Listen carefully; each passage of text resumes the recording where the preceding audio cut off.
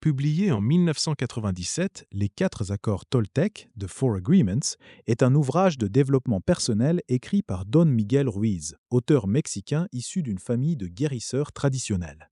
Le livre s'inspire de la sagesse attribuée aux Toltecs, une ancienne civilisation mésoaméricaine dont les enseignements spirituels ont été transmis sous forme de traditions philosophiques et symboliques. L'œuvre apparaît dans un contexte où la littérature de développement personnel connaît une forte expansion. À la fin du XXe siècle, de nombreux lecteurs cherchent des réponses liées au bonheur, à l'identité, à la liberté intérieure et à la transformation personnelle. Ruiz propose une approche qui mélange philosophie spirituelle, réflexion psychologique et héritage culturel mésoaméricain. L'idée centrale du livre repose sur une affirmation simple. L'être humain souffre principalement à cause de croyances, de conditionnements et d'accords inconscients qu'il a conclus avec lui-même et avec le monde. Dès l'enfance, selon Ruiz, nous apprenons des règles sociales, des jugements et des peurs qui limitent notre liberté. Ces accords deviennent une sorte de programme intérieur qui influence notre manière de penser, de parler et d'agir. Pour retrouver une forme de liberté personnelle, l'auteur propose 4 nouveaux engagements fondamentaux, appelés les 4 accords Toltec. Que votre parole soit impeccable. Quoi qu'il arrive, n'en faites pas une affaire personnelle. Ne faites pas de suppositions. Faites toujours de votre mieux. À travers ces principes, Ruiz ne cherche pas seulement à donner des conseils pratiques, mais à proposer une transformation complète de la perception humaine, passer d'une existence dominée par la peur à une vie guidée par la conscience et l'authenticité. Analyse des personnages principaux ou des concepts clés. Contrairement à un roman classique, les 4 accords Toltec ne reposent pas sur des personnages fictifs, mais sur des concepts philosophiques fondamentaux. L'ensemble du livre peut être compris comme un dialogue entre deux visions de l'existence, l'être humain conditionné et l'être humain libéré. L'être humain conditionné, la victime des accords domestiqués. Le concept central développé par Ruiz est celui de la domestication humaine. Selon lui, dès notre enfance, nous sommes formés par notre environnement familial, culturel et social. Les parents, les enseignants et la société nous transmettent des règles sur ce qui est acceptable ou non. Cette transmission crée un système de récompense et de punition. L'enfant apprend progressivement à rechercher l'approbation extérieure et à éviter le rejet. Il finit par adopter des croyances qui ne viennent pas nécessairement de sa propre réflexion. Par exemple, une personne qui a souvent entendu qu'elle n'était pas assez intelligente peut finir par transformer cette idée en vérité personnelle. L'accord invisible devient alors une limite psychologique. Le rêve de la planète Ruiz utilise une métaphore majeure, celle du rêve collectif. Selon lui, chaque individu vit dans un rêve personnel construit à partir de ses expériences. Mais tous ces rêves individuels forment un grand rêve collectif composé de normes, de croyances et de jugements. La souffrance humaine vient du fait que beaucoup de personnes vivent selon des règles qu'elles n'ont jamais consciemment choisies. Le guerrier spirituel, l'auteur introduit également l'image du guerrier. Il ne s'agit pas d'un combattant physique, mais d'une personne capable d'affronter ses propres illusions.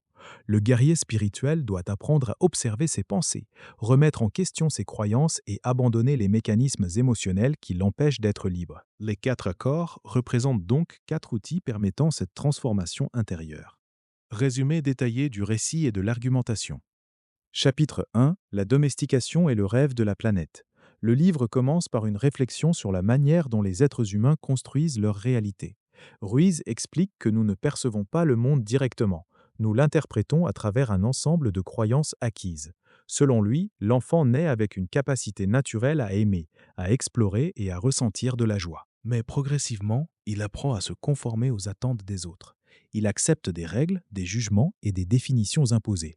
Ce processus est comparé à une domestication semblable à celle utilisée pour entraîner un animal. La différence est que l'humain intériorise ces règles et finit par devenir son propre juge. L'un des concepts les plus importants est celui du juge intérieur. Cette voix mentale critique constamment nos actions et compare notre comportement à un idéal impossible. Elle crée de la culpabilité, de la honte et de l'insatisfaction. Pour Ruiz, la libération commence lorsque l'individu prend conscience de ces mécanismes. Premiers accords, que votre parole soit impeccable. Le premier accord concerne le pouvoir du langage. Pour Ruiz, les mots ne sont pas de simples outils de communication. Ils possèdent une force créatrice. La parole peut construire ou détruire, encourager ou blesser. Être impeccable avec sa parole signifie utiliser le langage avec responsabilité. Cela implique notamment d'éviter les mensonges destructeurs, les critiques inutiles, les paroles utilisées pour manipuler, les jugements contre soi-même. L'auteur insiste particulièrement sur la manière dont les individus se parlent intérieurement. Une personne qui répète constamment « je suis incapable » crée un accord négatif avec elle-même. À l'inverse, une parole consciente permet de créer une relation plus saine avec soi et avec les autres. Deuxième accord, quoi qu'il arrive, n'en faites pas une affaire personnelle. Le deuxième accord explore une idée psychologique majeure. Les actions et paroles des autres parlent souvent davantage d'eux-mêmes que de nous. Ruiz explique que chaque personne interprète le monde selon son propre rêve intérieur. Ainsi, une critique reçue n'est pas toujours une vérité objective. Elle peut simplement être l'expression des blessures ou des croyances de celui qui critique. L'auteur prend l'exemple d'une personne insultée dans la rue. Si elle prend immédiatement l'insulte comme une vérité sur elle-même, elle donne un pouvoir émotionnel à un inconnu. Ne pas prendre les choses personnellement ne signifie pas devenir indifférent. Cela signifie comprendre que nous ne sommes pas responsables des projections émotionnelles des autres. Troisième accord, ne faites pas de suppositions. Le troisième accord traite d'une source majeure de conflits humains, les suppositions. Selon Ruiz, l'être humain cherche constamment à combler les informations manquantes. Lorsqu'il ne connaît pas la vérité, il invente une explication. Par exemple, une personne qui ne répond pas à un message peut être interprétée comme quelqu'un qui ignore volontairement l'autre. Pourtant, de nombreuses autres explications sont possibles. Les suppositions créent souvent de la peur, de la jalousie, des malentendus, des conflits inutiles. La solution proposée par Ruiz est simple: communiquer clairement et poser des questions au lieu d'imaginer. Quatrième accord, faites toujours de votre mieux. Le dernier accord représente une synthèse des trois précédents. Ruiz explique que faire de son mieux ne signifie pas atteindre la perfection. Le niveau d'effort varie selon les circonstances, notre énergie, notre état émotionnel ou notre situation personnelle. L'objectif est d'éviter deux extrêmes, la culpabilité lorsqu'on échoue, la négligence lorsqu'on abandonne. Cet accord transforme l'action en un processus d'apprentissage plutôt qu'en une recherche permanente de validation extérieure. Thème majeur et analyse critique. La liberté intérieure. Le thème principal du livre est la recherche de liberté intérieure. Ruiz affirme que la plupart des prisons humaines ne sont pas physiques, mais mentales. Elles sont constituées par les croyances limitantes, les peurs et les jugements accumulés au fil du temps. La responsabilité personnelle, l'auteur invite le lecteur à reprendre le contrôle de son expérience intérieure. Il ne promet pas de changer le monde extérieur, mais propose de changer la manière dont nous y répondons.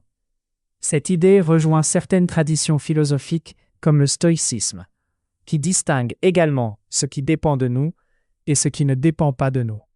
Le pouvoir de la conscience, le style de Ruiz est volontairement accessible. Il utilise des métaphores simples, des images fortes et un langage presque spirituel. Cette simplicité explique en partie le succès mondial du livre. Cependant, certains critiques soulignent que les affirmations de Ruiz reposent davantage sur une vision spirituelle que sur des preuves scientifiques. L'ouvrage doit donc être considéré comme une philosophie personnelle de transformation plutôt qu'un manuel psychologique académique. Malgré cette limite, son efficacité réside dans sa capacité à provoquer une réflexion profonde chez le lecteur. Conclusion et impact. Les 4 accords Toltec est devenu l'un des livres de développement personnel les plus influents de la fin du XXe siècle. Traduit dans de nombreuses langues et vendu à plusieurs millions d'exemplaires. Il a marqué une génération de lecteurs cherchant une approche plus consciente de la vie. La force du livre vient de sa simplicité. 4 principes faciles à retenir qui invitent pourtant à une transformation profonde de la relation avec soi-même et avec les autres. L'enseignement principal de Don Miguel Ruiz est que la liberté commence par une remise en question de nos propres croyances.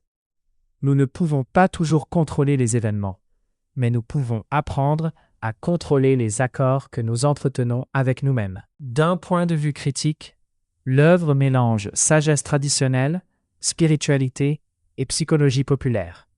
Certains lecteurs y verront une philosophie profondément libératrice, tandis que d'autres pourront questionner son fondement théorique. Quoi qu'il en soit, son influence demeure considérable. Le livre continue d'être lu parce qu'il répond à une question universelle. Comment vivre avec plus de paix, d'authenticité et de conscience dans un monde rempli de jugement et de peur.